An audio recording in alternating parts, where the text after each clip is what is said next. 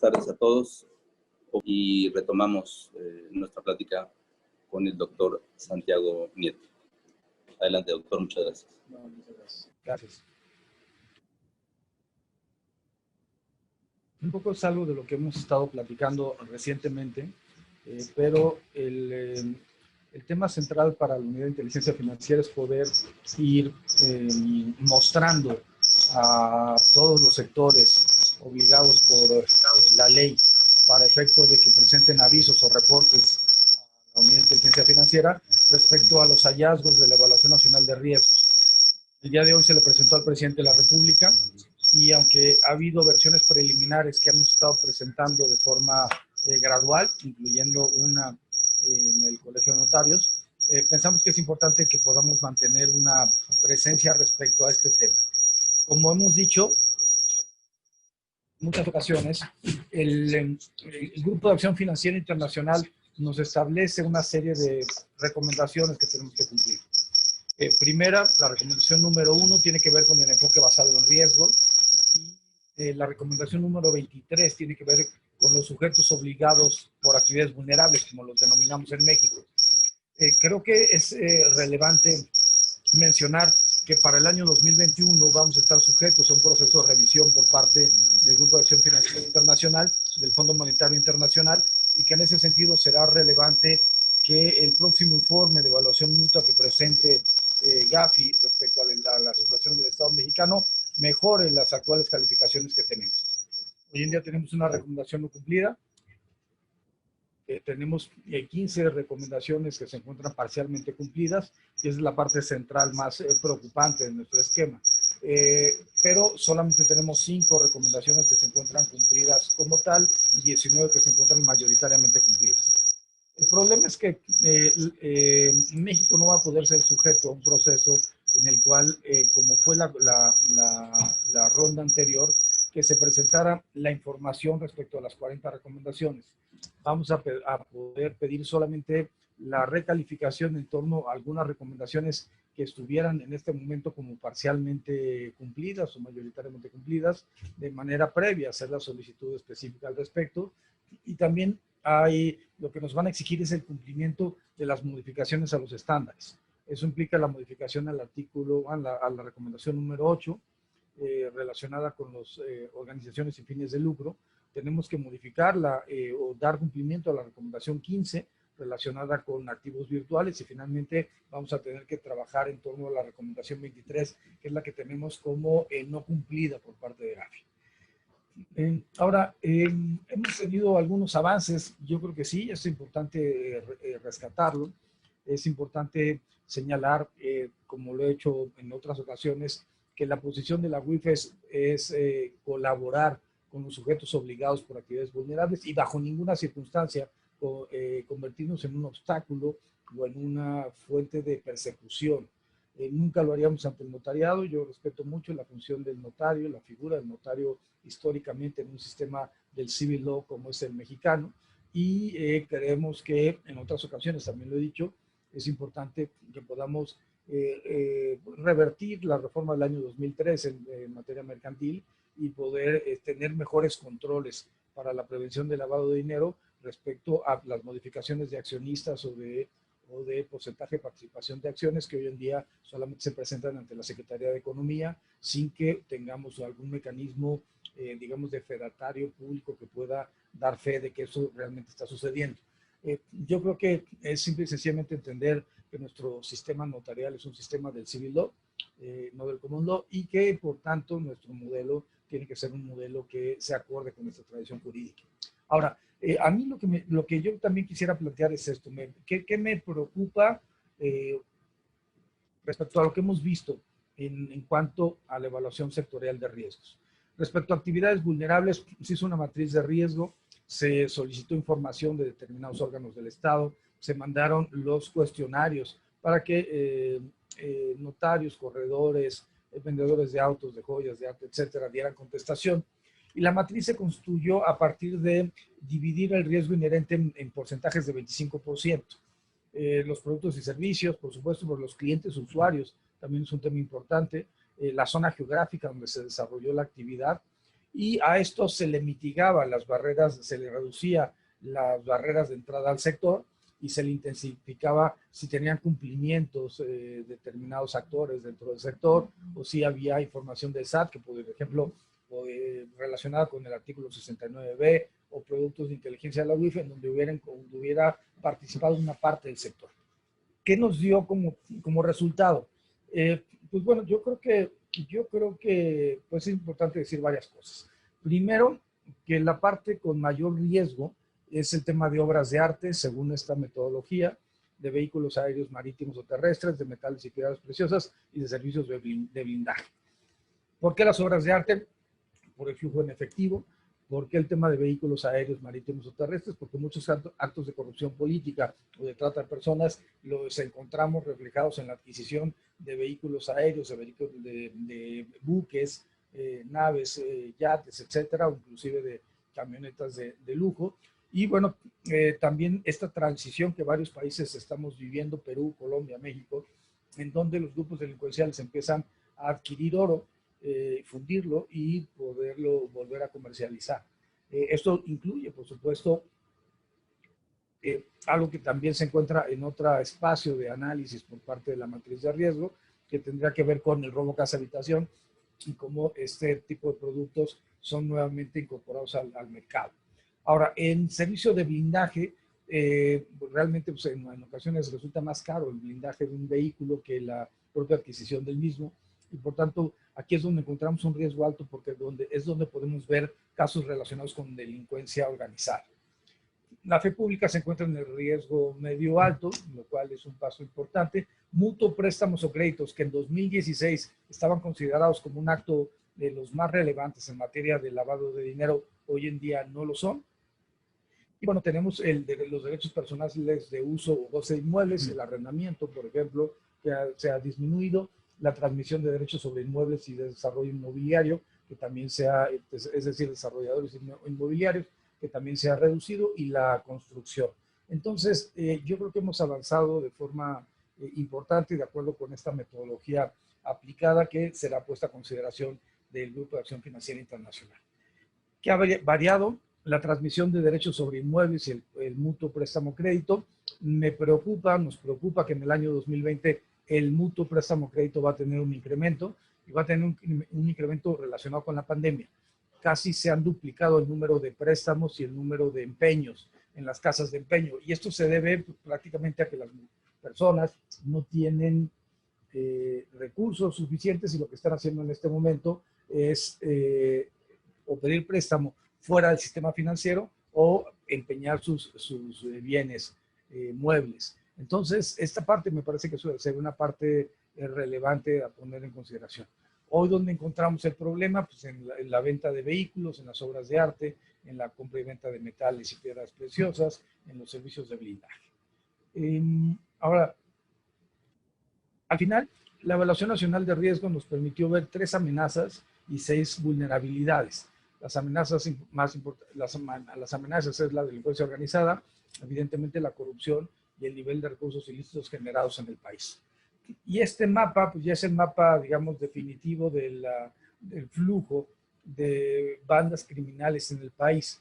Hay espacios donde el cártel Jalisco Nueva Generación pues realmente se encuentra permeando o reina, como Jalisco, como Nayarit, pero parte de Colima, pero también el cártel del Pacífico sigue siendo un cártel muy importante con mucha presencia en varios espacios de la República Mexicana que se empieza, porque además son los 2 cárteles de naturaleza supranacional. Tenemos cárteles de naturaleza regional que surgieron particularmente durante la última administración, por ejemplo, el cártel independiente de Acapulco, o los Guerreros Unidos o los Rojos en el estado de Guerrero.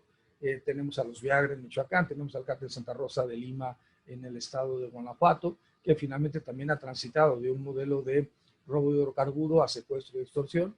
Y tenemos, por supuesto, pues, cárteles como la Unión Tepito en la Ciudad de México o el cártel del Noreste en Tamaulipas.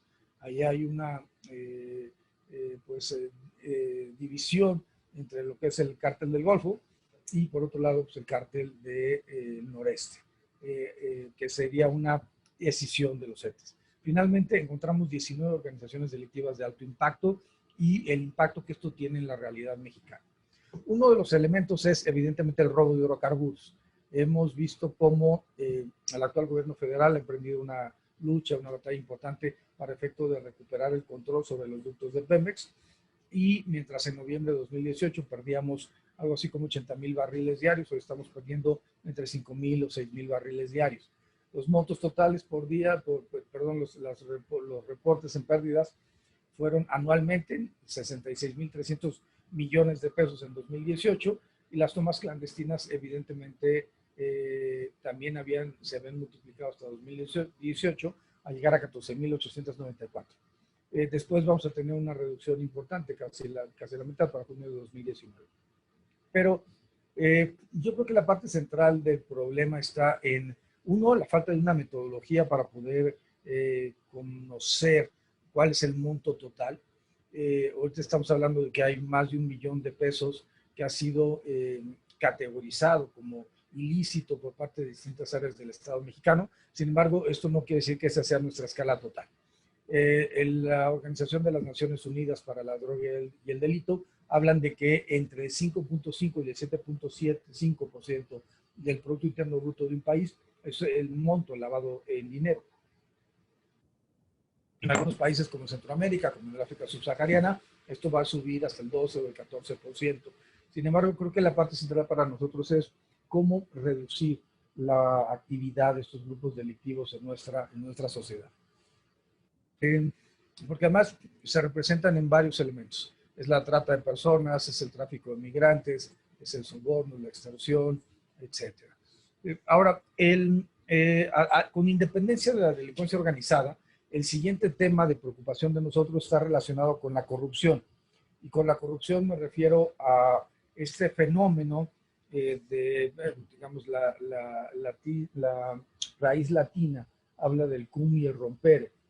La idea de que entre dos personas se rompe algo, la confianza, por ejemplo. Entonces, el acto de corrupción es un acto en el cual alguien obtiene un beneficio extraposicional que jurídicamente no tendría derecho a tenerlo si no hubiera sido operado a partir de un elemento de corrupción.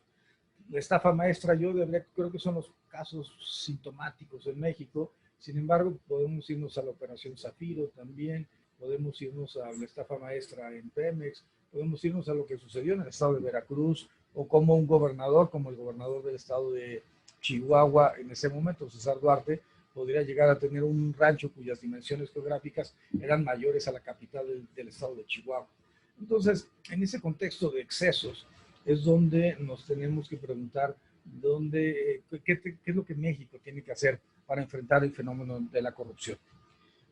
En términos, digamos, cuantitativos y cualitativos, México estaba en el lugar 138 de 180 países analizados, 2018, esto se ha escrito mucho, el presidente lo ha referido la secretaria de la Función Pública, en general el Sistema Nacional Anticorrupción, hace mucha referencia a esta escala.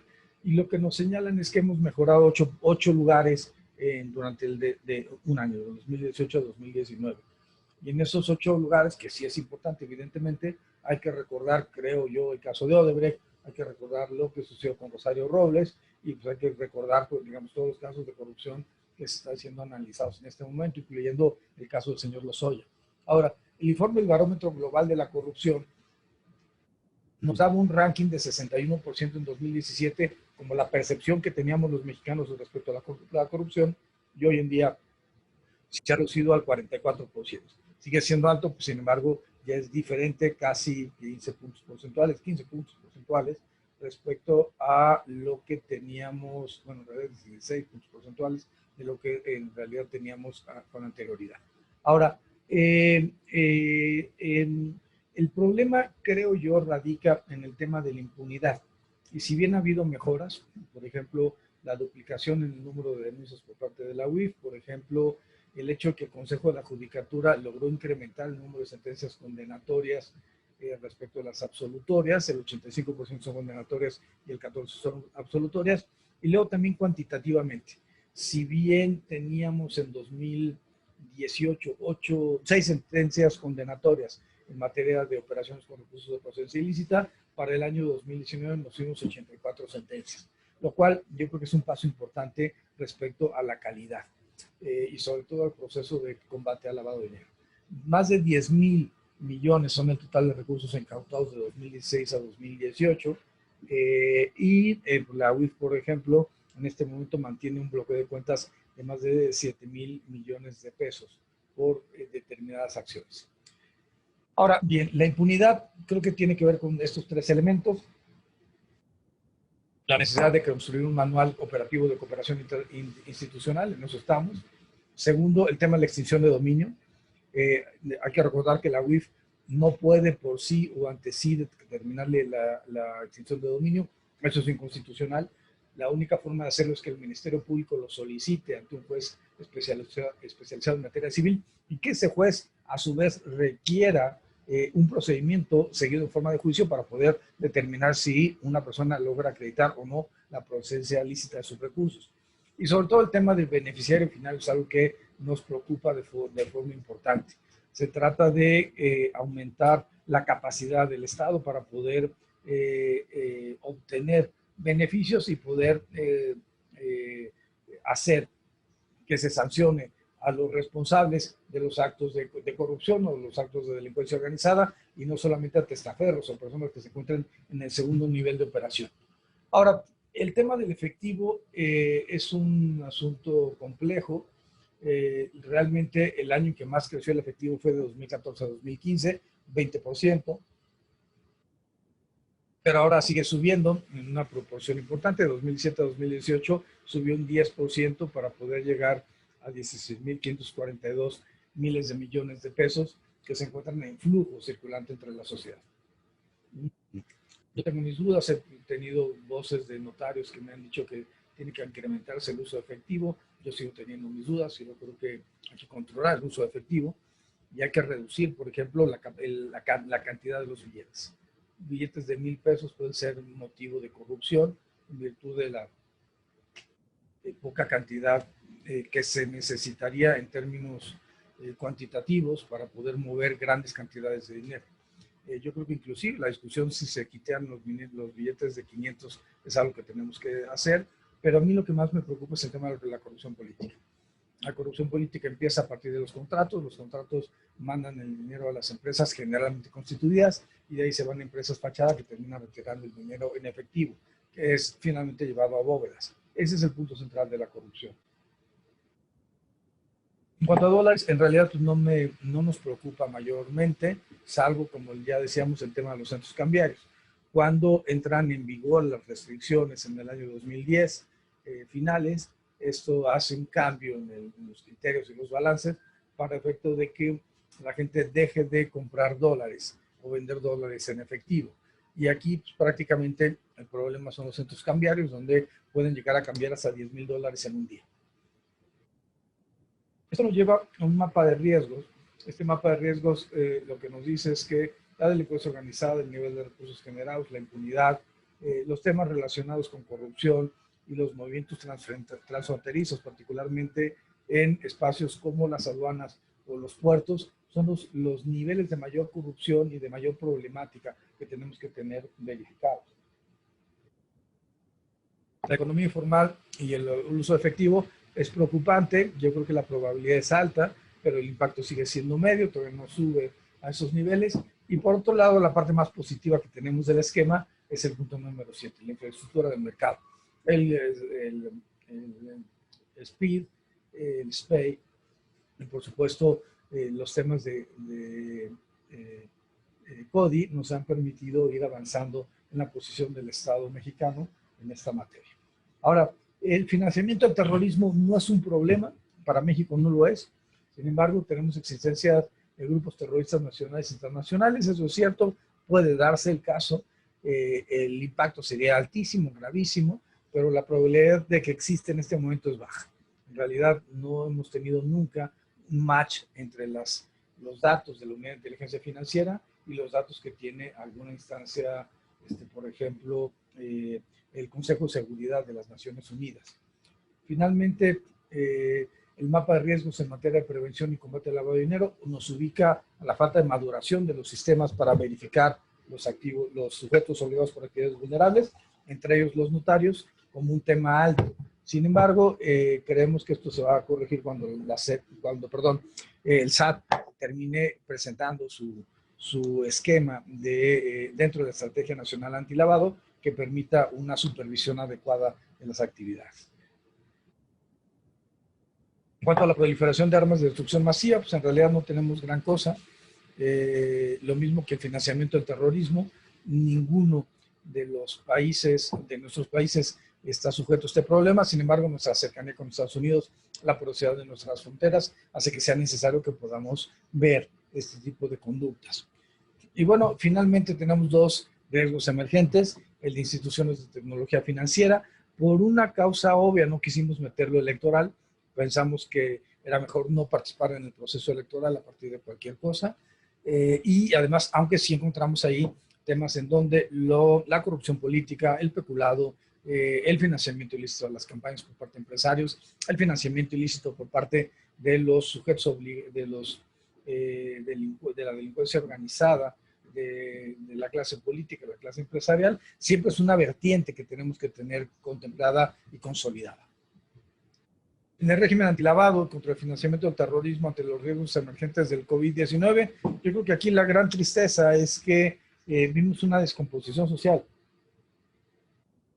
una especie de decadencia, en donde casos como la trata de personas, la pornografía infantil, los casos de fraude financiero fueron aumentando durante la pandemia en México cuando pensamos que iba a ser una opción distinta. Bueno, ¿cómo está la estadística correspondiente a fe pública?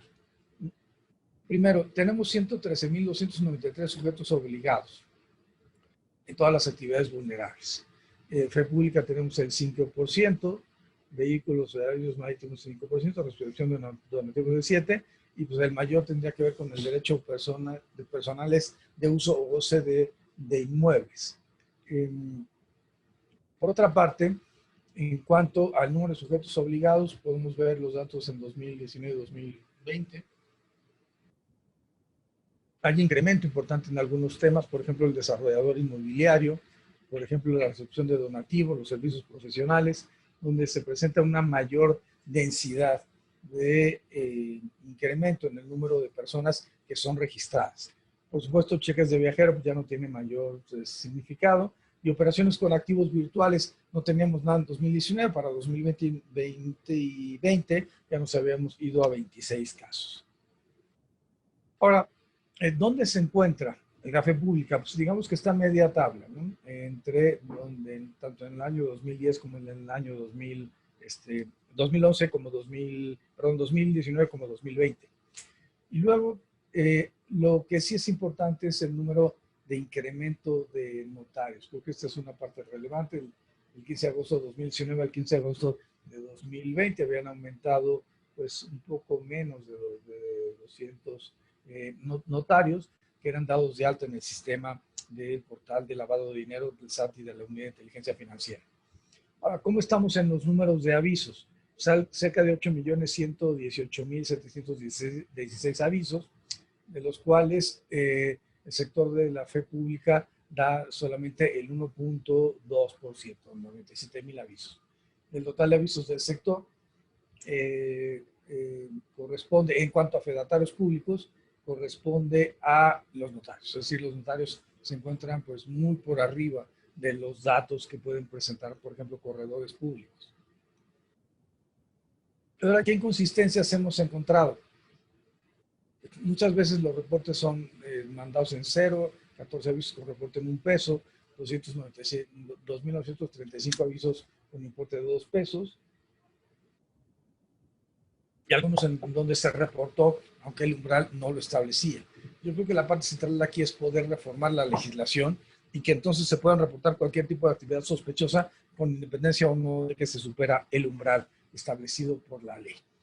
Ahora, el tema central en los notarios tiene que ver con la constitución, modificación de fideicomisos traslativos de dominio o de garantía sobre inmuebles. Esta es una parte muy importante porque al final del día parece ser que los fideicomisos ha sido un modelo utilizado por parte del sector político para poder generar actos de corrupción. Y esto pues, evidentemente es incompatible con un sistema que se jacte de ser democrático. Bueno, al final del día yo lo que les puedo decir es que entre la percepción, el cuestionario y percepción de riesgo de autoridades que se envió a los distintos sujetos obligados por la ley, nos permitió darnos cuenta de una serie de factores importantes. ¿Cuáles son los riesgos? Bajo un número de avisos emitidos por el sector. Si hay pocos avisos, significa que algo está pasando y no se está reportando. El servicio ofrecido facilita el traslado de bienes de valor, sobre todo en los temas de corrupción. Muy bajo número de avisos sobre personas morales. También tiene que ver con una reforma legislativa que es necesario impulsar. Los altos montos operados, el alto número de reportes de sistemas financieros en los que aparecen notarios y así sucesivamente. Yo lo que terminaría sería con lo siguiente.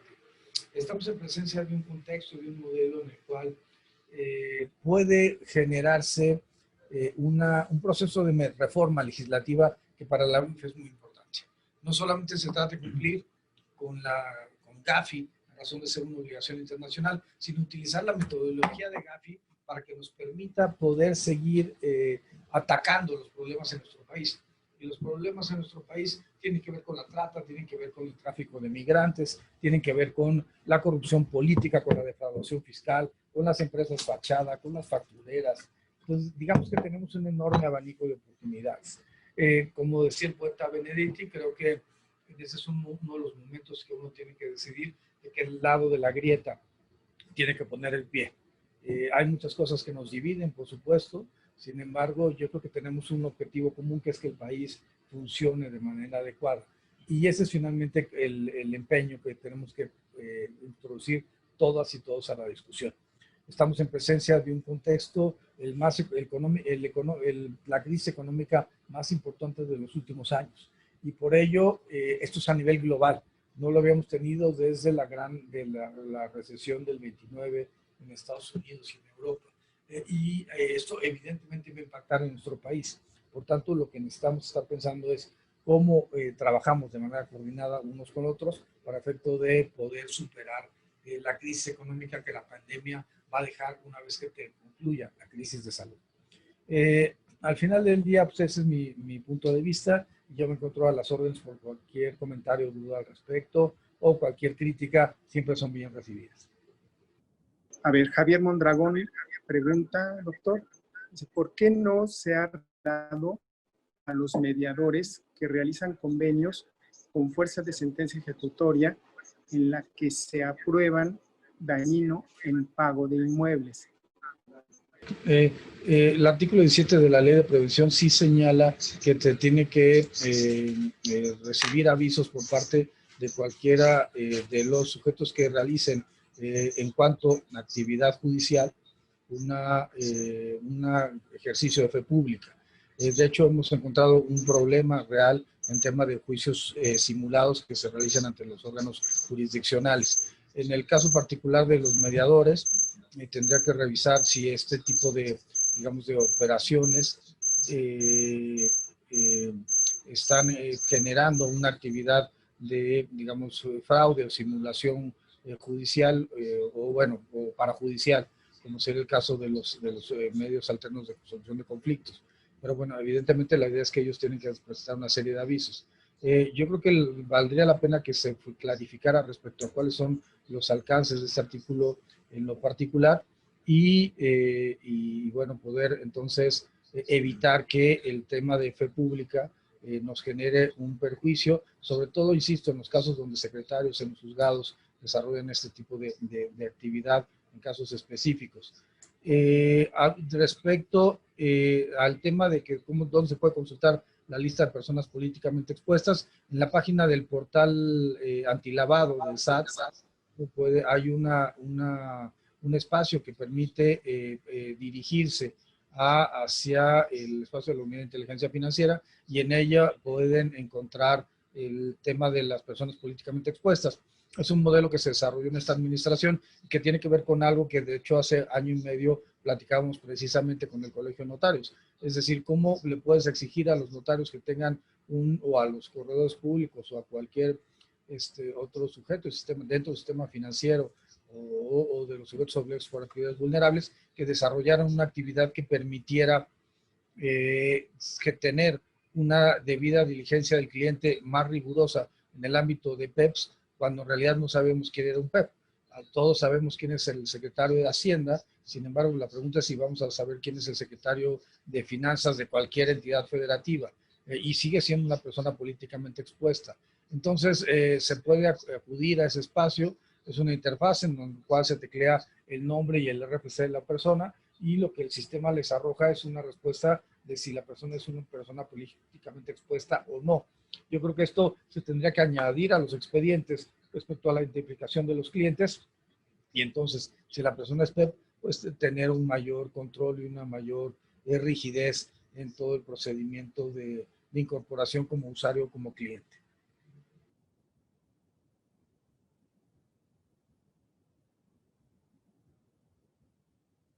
¿Por qué no dejar que circule el efectivo en lugar de limitarlo en las transacciones? El problema que tenemos es que el efectivo se utiliza como un mecanismo de lavado de dinero en muchos contextos. En dos metodologías, básicamente. La primera es la metodología que viene de la corrupción política. Ahí se generan empresas fachada que retiran el dinero a partir de transferencias del gobierno hacia las empresas fachadas por la contratación gubernamental, la adjudicación directa, las licitaciones públicas, las licitaciones restringidas, y a partir de ahí se va a empresas fachada. Por poner un ejemplo respecto a la operación de Pemex durante el sexenio anterior, encontramos que solamente de Odebrecht había 3,000 millones de pesos que se habían aprobado irse a Odebrecht, y encontramos por otro lado pues cerca de 1,400 o 1,700 millones a otra empresa. El tema es que en estas ocasiones el siguiente paso cuando uno empieza a investigar es que de la empresa fachada se va al efectivo y se saca el dinero efectivo del banco y se va por trasladadores de valores a domicilios particulares. Entonces, el problema del flujo del efectivo tiene que ver con la corrupción. Yo, por otro lado, he estado más en la idea de que podamos avanzar en la bancarización de la economía. Solamente el 37% de la economía en el país está bancarizada, a diferencia de Chile, que tiene un 72% de economía bancarizada. Creo que tendremos que ir acercándonos más hacia allá. De hecho, la idea de que los programas sociales se entreguen por tarjetas de débito, a mí me parece una muy buena opción que ojalá la Secretaría del Bienestar siga impulsando. Aunque hubo críticas respecto a si era el Banco Azteca o el Banco del Bienestar, pues yo creo que lo más importante es que podamos tener control respecto al flujo de recursos que hay en nuestro país. Ahora, yo, en el tema de qué percepción se tiene del notariado para identificar a los que lo utilicen, yo creo que ha habido casos, a ver, lo plantearía así, en lo que va de esta administración, hemos de haber generado unos 800 casos, de los cuales cerca de más de 230 hoy han sido presentados ante la Fiscalía General de la República, y además tendremos unos 180 que hemos presentado ante otras autoridades. En esos casos solamente hemos tenido un caso de un notario en donde hemos encontrado algún tipo de actividad irregular. Entonces yo creo que la percepción que se tiene del notariado por parte de nosotros es magnífica, y al contrario, lo que necesitamos es precisamente su información. Creo que no tiene ningún sentido, lo he dicho muchas veces, que el SAT, desde la Administración de Actividades Vulnerables o la UIF, estemos persiguiendo a los notarios. Lo que necesitamos es la información de los notarios para poder generar actos respecto a lo que realmente está afectando a la sociedad, que tiene que ver con la trata de personas, con el tráfico de migrantes, con la venta de drogas, con la venta de órganos, con la venta de especies protegidas, con la venta de tráfico de armas, es decir, el ingreso de fentanilo al país. Yo creo que esos son realmente los problemas. Entonces, por supuesto, la corrupción política, el peculado, el cohecho, pero yo creo que el tema central está en que los notarios son personas que nos ayudan, que nos dan información que es útil para poder saber qué movimientos irregulares tiene una persona. En el caso de las empresas factureras, ¿cuál es el estimado del monto que el fisco dejó de recibir por esa actividad? ¿Cuánto es esa estimación? A ver, el dato que yo tengo son 354,000 millones de pesos, de acuerdo con lo que declaró en algún momento esta Margarita, la hoy ministra Margarita Ríos Farjat. Tendría que revisarlo con Raquel Buenrostro si hemos tenido alguna modificación al respecto. Yo no estoy de acuerdo en que se considere que las factureras tienen que ser un delito que se equipare a la delincuencia organizada. Me parece que es un exceso. Creo que a la delincuencia organizada hay que dejarle los temas que realmente son de delincuencia organizada, que tienen que ver con tráfico de armas, insisto, de drogas, de trata de personas, tráfico de órganos, y no por los temas de facturación, de operaciones simuladas. Claro, en este caso lo importante es que pague, ¿no? Evidentemente, si alguien generó un pago, un esquema fiscal en el cual utilizaba empresas fachadas de factureras, al final del día, si es sorprendido, pues va a tener que pagar ante el Servicio de Administración Tributaria, porque en el contexto de este país, con la crisis económica que vamos a tener, yo creo que es muy importante que pueda haber una recaudación por parte del fisco mexicano, simple y sencillamente para poder mantener programas sociales que mantengan la estabilidad política y social, y pues mantener un esquema de gobierno que nos permita transitar en lo que viene la reactivación económica, insisto, global. Es un problema global. Los países están perdiendo el 20% de su economía. Nosotros vamos a tener esa afectación, a lo mejor 12% de nuestro Producto Interno Bruto. Hemos tenido una regresión más importante desde 1932 a nivel global. Entonces, pensemos en eso. Realmente lo que viene más adelante va a ser muy complicado y, por tanto, creo que el pago de impuestos es algo que nos va a beneficiar a todos. Claro, paralelamente tiene que darse un mensaje, la percepción de que no hay corrupción y que el dinero se está utilizando para lo que se tiene que utilizar. ¿A cuánto ascienden los montos blanqueados a través de actividades vulnerables que ha identificado la UIF? Le doy el monto total, de acuerdo con tanto en el sistema financiero como en actividades vulnerables, que da la Evaluación Nacional de Riesgos, es de 1 billón de pesos. O sea, realmente es un monto importante. Habíamos tenido algunas aproximaciones que hablaban de 50,000 millones de dólares por parte del Departamento de Estado de Estados Unidos, pero bueno, el dato que nosotros estamos presentando es ese en este momento, a partir de la Evaluación Nacional de Riesgo. Para el efectivo, en fin, nosotros vamos a ver que se identifique. Sí, la idea es que los notarios nos den los avisos para poder nosotros hacer la investigación respecto a cuándo son pagos en efectivo relevantes y sobre todo recurrentes. Por supuesto que hay montos, hay umbrales que no pueden pasar en el pago en efectivo que realicen ante un notario público, pero si lo vemos de manera sistemática en varias operaciones y en varios notarios públicos, ahí es donde tenemos que generar una política que nos permita detectar si estamos en presencia de una actividad de lavado de dinero vinculada con corrupción política, por ejemplo. Rafael Coelho, perdón, ¿quieres hacer una pregunta? Ya tiene activado su micrófono. Perfecto, sí. Buenas tardes, doctor. ¿Me escucha ahí?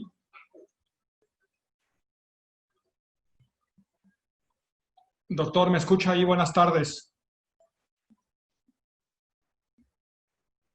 Bueno, doctor, yo quisiera preguntarle ahora que va a haber o se proyectan reformas para la ley de lavado de dinero.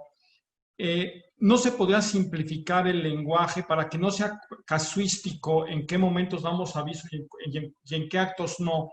Porque se vuelve muy difícil en el día a día el distinguir si es de estricto derecho el aviso o es de manera genérica. Vamos a poner un ejemplo. La ley habla de mutuo, pero ¿qué pasa si es un reconocimiento de adeudo? O si es una ratificación de un pagaré o una serie de vueltas que le va dando la gente para evitar el nombre mutuo. Es un ejemplo nada más, como hay muchos más que se nos presentan en el día a día.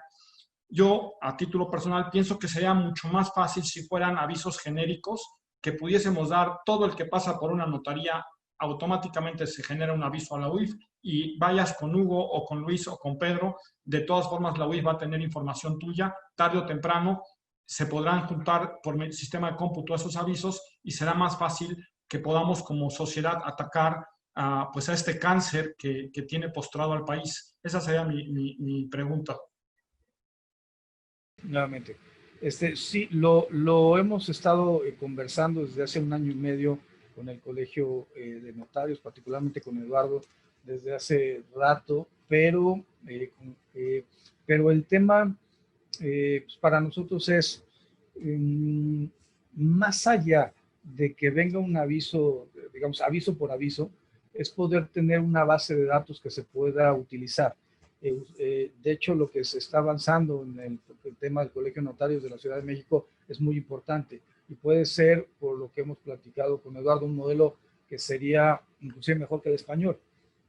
Yo creo que la parte que nos preocupa a nosotros es poder tener acceso a los datos y poder entonces verificar si una determinada persona física o moral está desarrollando pues, actividades para poder generar sociedades mercantiles, adquisición de inmuebles, etcétera, en el ámbito de varias notarías al mismo tiempo, poder detectar esa operación, porque de nada nos sirve que podamos hacer una revisión a una notaría o que el SAT en actividades vulnerables haga una visita de verificación y nosotros empecemos a solicitar información para corroborar los avisos a una, como la ley lo faculta, a una determinada notaría, si lo que realmente necesitamos es tener la información de, digamos, de todas las notarías en su conjunto para ver cómo ha estado actuando determinadas personas, sean PEPs o no sean PEPs. Al final del día, el tema es la fragmentación, digamos, el fraude a la ley, el hecho de que se sepa cuáles son los umbrales que se manejan, por ejemplo, para el flujo de efectivo, y que se vayan distribuyendo en varios notarios al mismo tiempo en operaciones semejantes. Entonces, yo creo que la parte central es esa, es poder tener primero la base de datos, acceso, contacto, interfaz, interconexión, comunicación sistemática, y por otro lado, algo que tendrá que estar en nuestra cancha es generar un modelo de riesgo, un algoritmo matemático que nos permitiera depurar o poder seleccionar entre todos los casos que ustedes están detectando, entre todas las escrituras que se terminan signando en las notarías, para efecto de que nosotros podamos encontrar casos de lavado de dinero, que eso es lo que realmente nos importa. De nada nos sirve perseguir a quienes nos dan la información. Lo que necesitamos es todo lo contrario. Necesitamos, y por eso ponía el caso, tenemos un caso solamente en lo que va de este año y medio de administración, un poco más, un caso en donde hemos detectado una actividad que nos pareció irregular. Yo creo que tenemos que ir avanzando hacia un modelo que permita, a través de un algoritmo matemático, que sea axiológicamente neutral, que nadie pueda cuestionar en términos de una perspectiva política, que fue lo que emanó de una fórmula desarrollada por matemáticos y por actuarios, insisto, que sea axiológicamente neutral. En primer lugar, lo felicito, me agradece, y luego dice que si usted nos podría hacer alguna recomendación para evitar vernos involucrados en problemas, sociedades que se constituyen legalmente y después se dedican a actividades ilícitas. Sí, es el problema de las empresas fachadas, de las factureras. A ver, yo creo que necesitamos ir avanzando en dos cosas. Uno, un padrón de identificación de beneficiarios finales, y entonces que cuando encontremos, y eso es algo que tiene que hacer el Estado, ponerlo a consideración de los sujetos obligados por la ley para efecto de poder encontrar cuando una persona, como lo hemos hecho con los PEPs, cuando una persona en realidad resulta ser el beneficiario final de un acto de corrupción. Segundo, necesitamos precisamente ese modelo que nos permita poder identificar si la persona que está convirtiéndose en accionista de una empresa realmente tiene el perfil transaccional para hacerlo.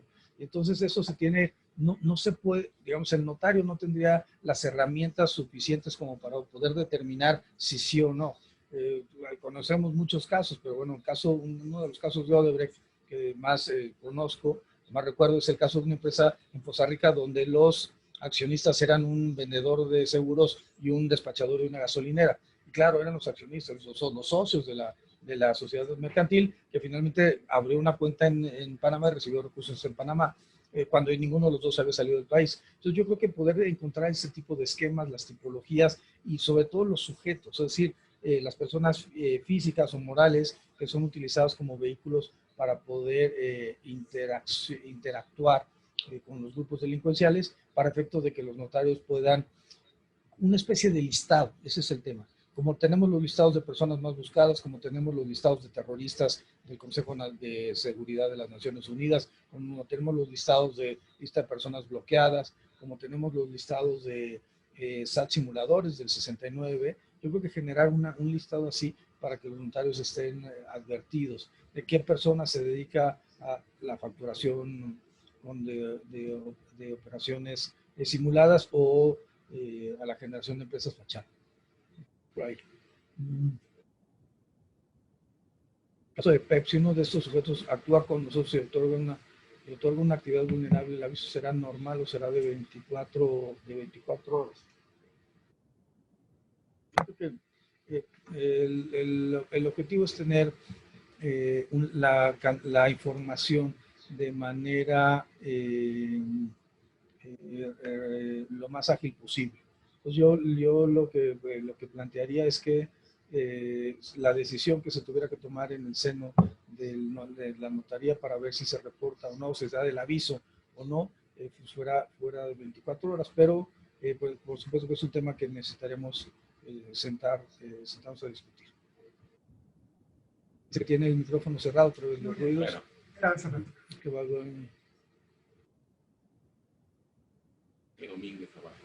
otro que también pasó umbral. No, sería suficiente con que las operaciones acumuladas, en caso de que la operación inmobiliaria pase un umbral, con eso se da el aviso correspondiente. No es necesario que se dé un nuevo aviso cuando se hace una acumulación que supere los umbrales.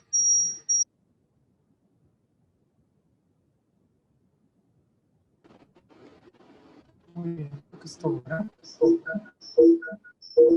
Muy bien, pues muchas gracias, doctor, nuevamente. Cedo el micrófono al licenciado Ponciano López Juárez, presidente del Colegio de Notarios. Bueno, pues muchísimas gracias al doctor Santiago Nieto por esta interesante plática en materia de prevención de lavado de dinero, cuáles son las nuevas políticas o los nuevos esquemas de poder detectar este tipo de actividad. Y bueno, pues como los notarios somos unos grandes porteros en este tema y unos grandes colaboradores y aportadores de información a esta unidad de inteligencia financiera. Le reiteramos nuestra disposición de trabajar en equipo con usted y también de colaborar de manera más cercana para que a su vez nos orienten de hacia dónde debemos para pues, poderles aportar información más valiosa. Muchas gracias. Y bueno, pues le traemos un reconocimiento en nombre del Consejo del Colegio de Notarios por esta plática. Su tiempo. También aquí hay un libro que trae la historia de los 500 años del notariado en México, hecha por el Colegio de Notarios aquí de la Ciudad de México.